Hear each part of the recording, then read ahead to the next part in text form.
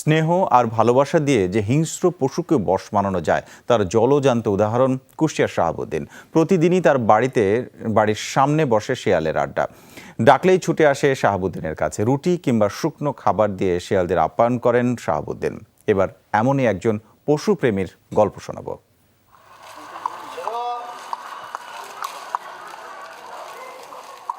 বন জঙ্গলের হিংস্র প্রাণী শেয়াল, অথচ অবলীলায় তাদের কাছে টেনে নিয়েছেন কুষ্টিয়া শহরের থানাপাড়া এলাকার বাসিন্দা শাহাবুদ্দিন মিলন।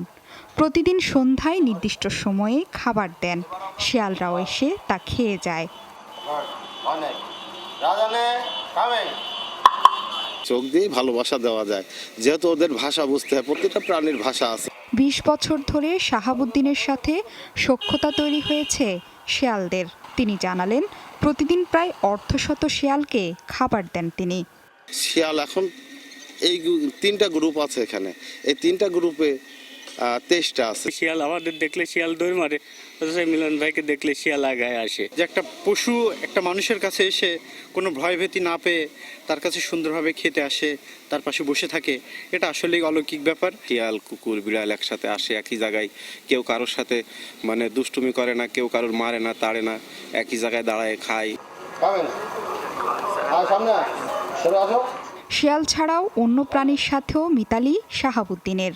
তিনি জানান, দীর্ঘদিন ধরেই নানা প্রাণীর সাথে তার চলাফেরা। হিংস্রতা জয় করে যে কোনো প্রাণীকেই কাছে টানতে পারেন বলে জানালেন তিনি। যে প্রাণী আসুক না কেন, সে যত ভয়ঙ্করই হোক, আমার সামনে যে প্রাণী আসবে সে প্রাণী, এটা আমার শক্তি না, আল্লাহ এটা, যেহেতু প্রেম ভালোবাসা সবই তার থেকে, তো যার জন্য তাদের সাথে একটা আমার বন্ধুত্ব হয়ে যায়।